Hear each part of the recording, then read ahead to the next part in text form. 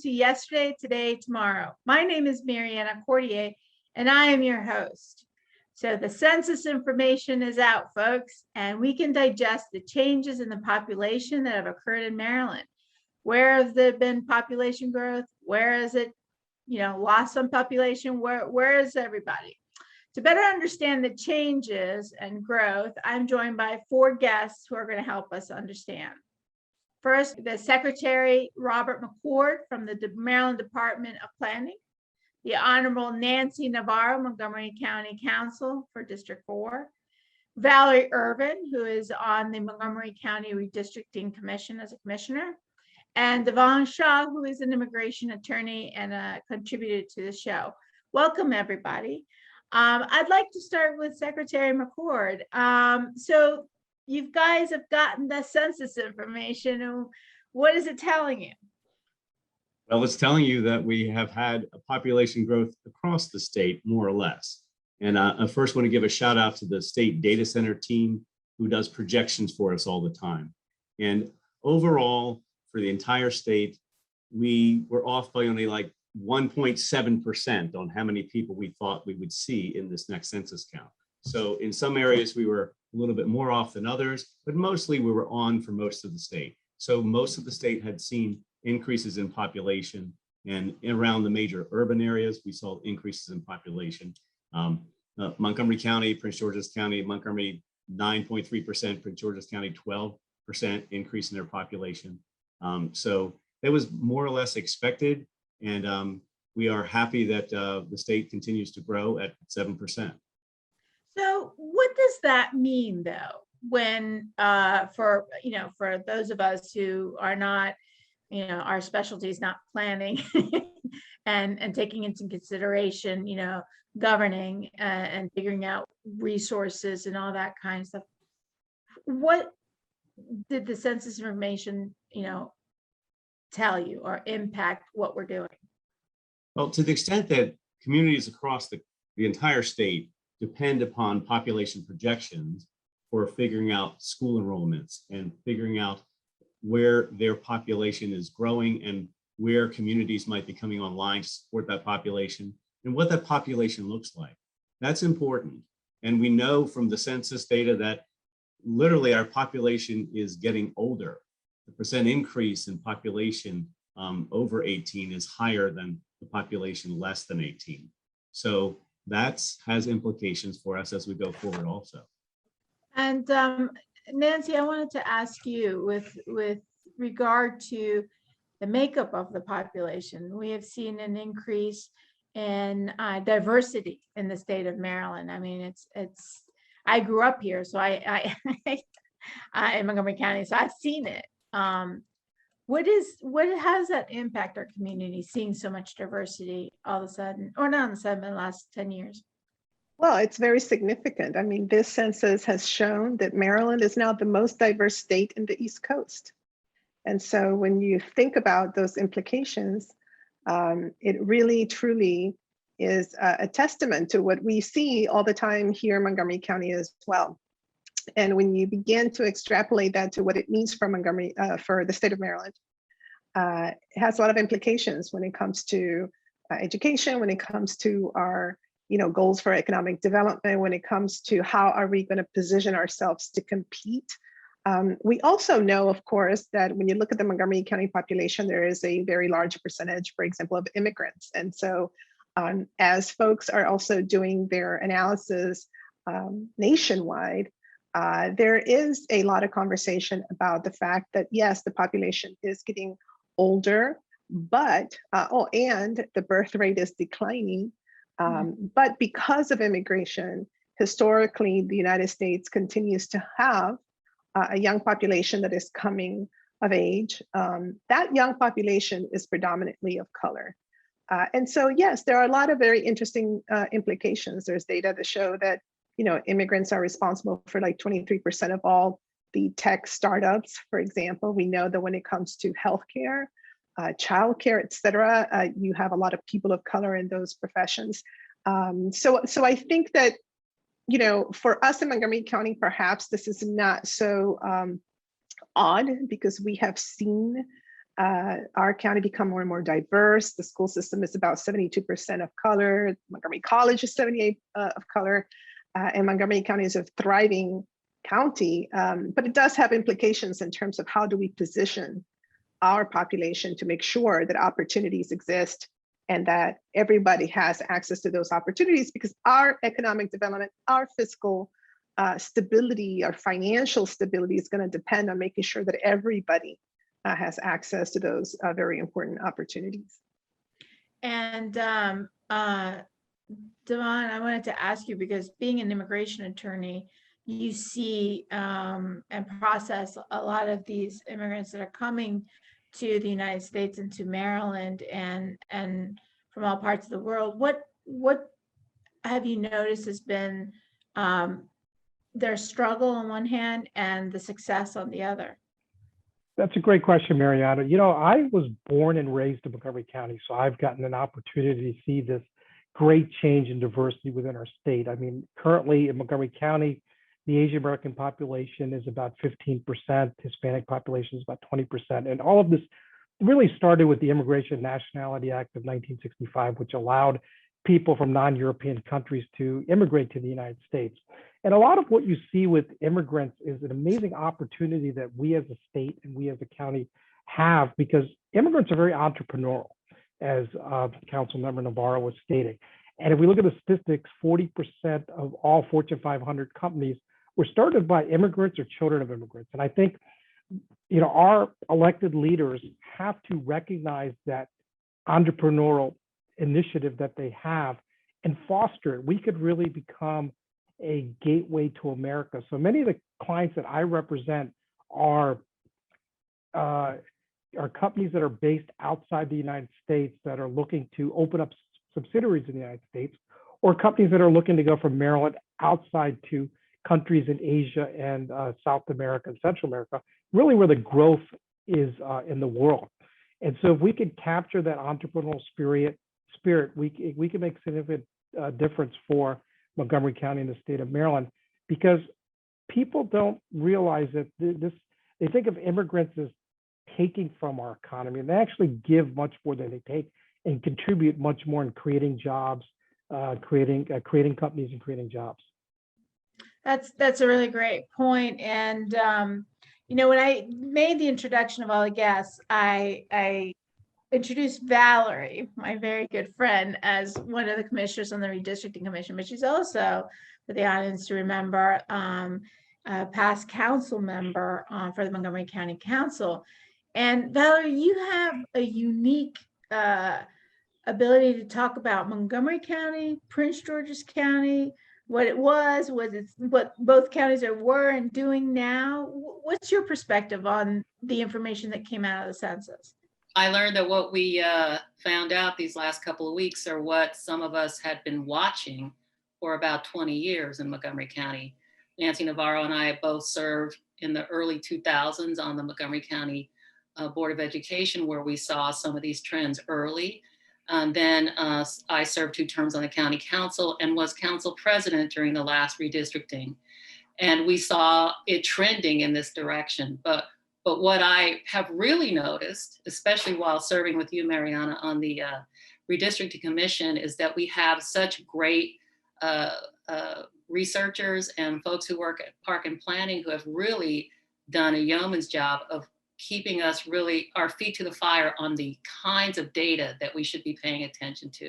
And one of those things that really sticks in my brain, because I work in Prince George's County, is what are the implications of people moving out of Washington, D.C. and looking for affordable housing. And we see a lot of migration out and into the suburb, the D.C. suburb. So we are seeing in Montgomery County, many families moving up north to Montgomery County from DC. And in Prince George's County, we see many families moving into Prince George's County and Charles County. And where are those people coming from? They're coming from Washington, DC, and lots of places that they're no longer able to afford rent. And this has great implications for people like Nancy who are elected to look at these kind of trends and how they impact our community. And so On the Redistricting Commission, we're going to be looking at a lot of things. I mean, no one really understood that once you try to add 2 new geographic districts to a county, that is that's a very big thing to do. And a lot of people will not be happy with the results because at the end of the day, it's a numbers game. So we need to track those numbers and see where the migration has landed us, and then come up with 2 new districts in the county.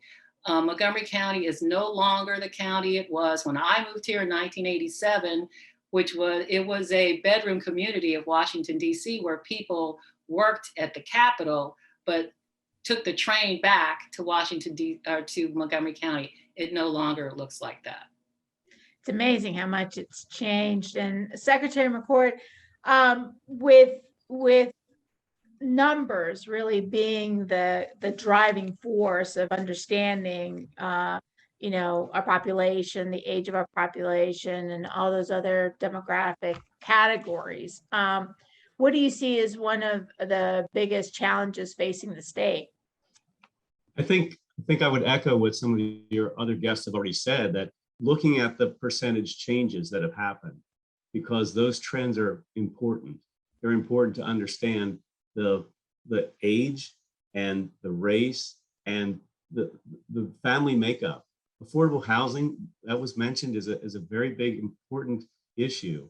The Department of Planning has an affordable housing kind of tool on its website to try to help you figure out the average median income and try to figure out ways to let communities have some tools to assess the issue and try to come up with solutions to the issue. So these numbers in the census are always about people, and the people that have the needs, the childcare, the education, the housing needs. So it's about how do we as government provide for the people, and the understanding the complex mix of people, and hopefully looking at that as enriching our communities. We have to make sure that the people have the opportunities that will help them thrive also. So that's what we're trying to do with even the smallest communities around the state.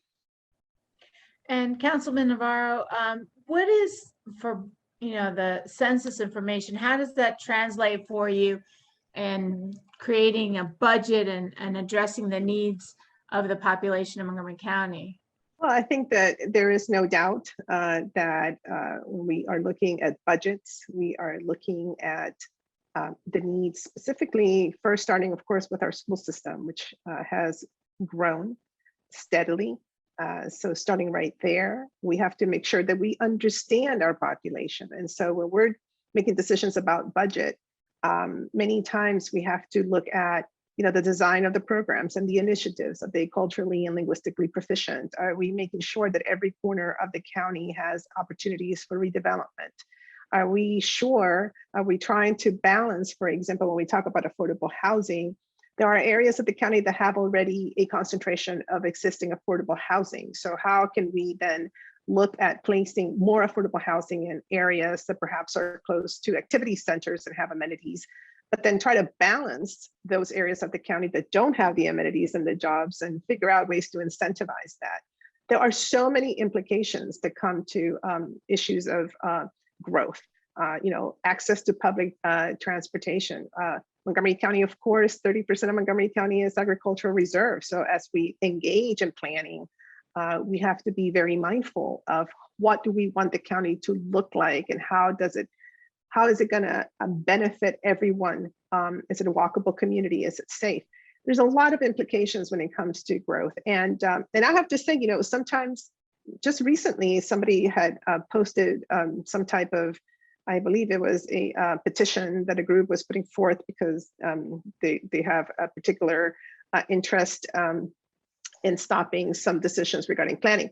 And they said something about, well, Montgomery County is not growing. Why are they doing all these things? And it's so you're also trying to battle disinformation and misinformation because the county did grow. And we know that it did. Also, I think that even when we're talking about redistricting, it's going to be super important to look at where did that growth take place? Because sometimes people have particular perceptions of, maybe the growth took place up county because up county, we did not have a lot of density, and now, we have more density. But perhaps that's not where the growth took place. And so there's a lot of analysis that has to go into understanding where the growth is, and then trying to somehow align a lot of the policies and decision-making to ensure that residents have access to those types of services that will then preserve their quality of life or enhance their quality of life. With the news, I think all of us have heard a little bit or a lot about what's going on in Afghanistan. How does that impact the numbers of what we have and what we understand Maryland's looking like when we're going to be accepting a large group of refugees from Afghanistan? Secretary McCord, how do you guys balance that, or how do you deal with something like an unexpected increase? Well, the unexpected increase is true. It's unexpected, but it is over the grand scheme of the number of people in the state. It's not terribly impacting one particular place at a time. All the agencies of county government, not all the state government agencies, have been requested to supply people to help in relocation and assistance. So every agency has been asked to supply whatever we can to help relocate and help this transition happen for people. So it is not, it is unprecedented in one sense, but it is also, it is similar to like when a plant closes or something else happens and lots of people lose a job, and we're asked at the Department of Labor to help the Department of Labor figure out where these people came from, what are their ages and their skill sets, and what industries had they worked in before. So we're trying to do what we can to support, not simply with data, but with actually human beings to help out in that process also. That's fantastic, because that's tough when you have these unexpected bursts. But to know that we are able to deal with them is good news. And then Valerie, with regard to Prince George's County, what have you noticed about, besides the growth is coming from folks moving from DC for affordable housing, what are other things that you are noticing about the population growth in Prince George's County? In Prince George's County, there is a huge Latino migration into the county. And so in the schools, they're almost at 43%. That is a lot of Latino students and a lot of Latino families in the county. And I think this is going to be a real interesting time for Prince George's County, which has been known historically for being a majority Black community, to have almost half of the children in the school system speaking Spanish in the schools. And so they have to pivot to this new county that they're living in right now. And it's not just those immigrants from Central and South America, but immigrants from all over the world. And a lot of that has to do with affordability too. People can move to Prince George's County because they can afford to live there. That's great, yes. And Devang, what do you think about the influx of, I know it's not really census information, but about the refugees that will be coming from Afghanistan to Maryland? I think, as we were saying earlier, the numbers overall are not that great to make a large difference to us, right? But with any persons coming over from overseas, we really got to challenge the, tackle those issues that make our jurisdiction county more diverse, right? And I think we got to look at the school systems. Councilman Member Navarro was talking about our schools, and we have to have our schools grow with our population. So let me give an example. I'm very active in the Asian American community. I serve on the advisory committee for Commission for both County Executive Ehrlich and County Executive Ball, as well as Congressman Trone. And one of the things is, do we have Asian American history in our school system, right? So there's only one state that I know of, Illinois, that recently passed in their curriculum to have Asian American history taught in the schools. And I'm not talking about Asian history in Asia, but to teach people that, our kids, that Asian Americans have been here since the late 1600s, right? And the Filipinos came into New Orleans. Our history with Chinese Americans starts with the railroads in the 1850s. That's my motion detector, I'm sorry. And So they have to understand that even though we are maybe first and second generations, but our history does, for many of us, go all the way back to the 1850s and even earlier. And that's very true also with the Latino population. People say, well, where are you from? And you go out to California or New Mexico, where I was recently at, they've been there for generations. And so we are not always foreigners in this land. And we've got to teach those, teach that history to people and change our curriculum as we become a more diverse county and state. So with regard to the importance of elections and the districts for that we create, Montgomery County is facing adding 2 new districts. And the reaction is, it has to be up county, it has to be down county. And just now everyone's going to be seeing the numbers. What, if anything, do you predict is going to be the biggest issue? And I open this up to any of you with regard to redrawing the districts. I just want to make a quick comment on that, Mariana, because I've been hearing this from the very beginning, that there's this fallacy out here in the county that if we just give the up county more district seats, that it will be fair. And I'm one that says, no matter how this turns out, you have to do the work. If you're going to run for office, you have to get people to support you so that you could get elected. I think we have to change the narrative around this because there were a lot of people upset that so many council members came from one geographic area of the county where I happen to live, which is very, very densely populated. And it has gotten more densely populated. So you can't pretend that that didn't happen. And we'll have to deal with that on the commission. I think we're in for a very tough couple of months as we try to figure this out. But our democracy is about, one vote for everyone. And so if you want to run for office, as Nancy and I have both done, you have to work really hard and people have to support the positions that you hold, and then they go out and they vote for you. That's the way it works. It doesn't mean you get a leg up if you have a district created in your neck of the woods. And so it's going to be really interesting. I think people will have to really pay attention to how we draw these districts, and a lot of it's based on sheer numbers. It's mathematics. I agree. I mean, we have a Republican governor when they say that Maryland is blue. So, that it means with hard work, it doesn't matter what party you're from, you can win. Nancy, what do you think about what Valerie just said? Well, I think there's a theme here, and parallel to what Devang just mentioned as an example. At the end of the day, if we're going to be, honest, we have to recognize that the changes, the demographic changes are such here in the county that now you have a county that is majority of color, and you have very high concentrations in different parts of the county. And representation does matter. I mean, to think that Valeria Ervin was the first Black woman ever in the history of the county council to be elected. I'm the first Latino woman. I'm the first immigrant ever to be elected. But then you look at the numbers and it's a bit startling. And so, no matter what happens to the redistricting, I think that the most important thing, of course, is for the commission to follow the best practices. And the best practices point to the numbers, and they point to communities of interest, and they point to making sure that things are compact, et cetera.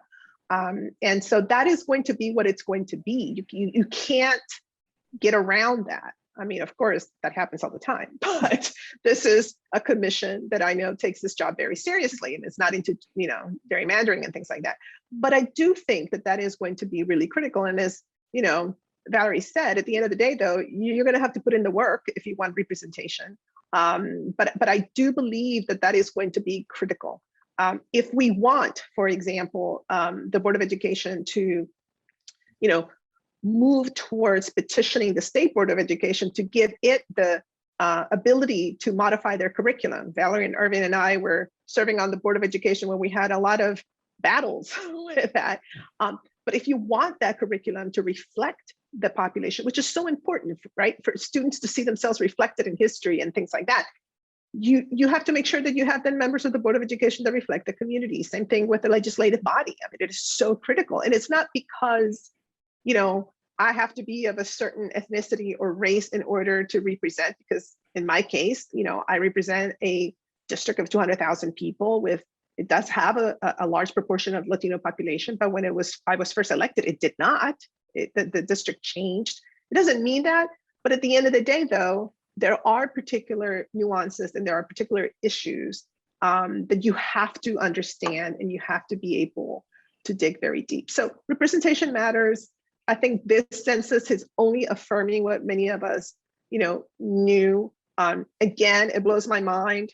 The Montgomery College is 78% of color. The Montgomery County Public Schools is 72% of color. I mean, that means something, and we need to acknowledge that. And also another important piece, and I saw that somewhere, just because we're so diverse, as you can see in Montgomery County, we're a very strong county. We just you know, announced retention of our AAA bond rating, et cetera. So this notion that as you get more diverse, things don't work out so well, it's not true, and we've proven that. And Honorable Nancy Navarro, who's a good friend, I'd like to say, thank you for having the last word and so well and eloquently said. Thank you to Valeria Ervin for being on the show, Devang Shah, and of course, we are honored to have Secretary McCord. Thank you so much, everybody. Until next time, we'll see everybody on the next show. Thank you.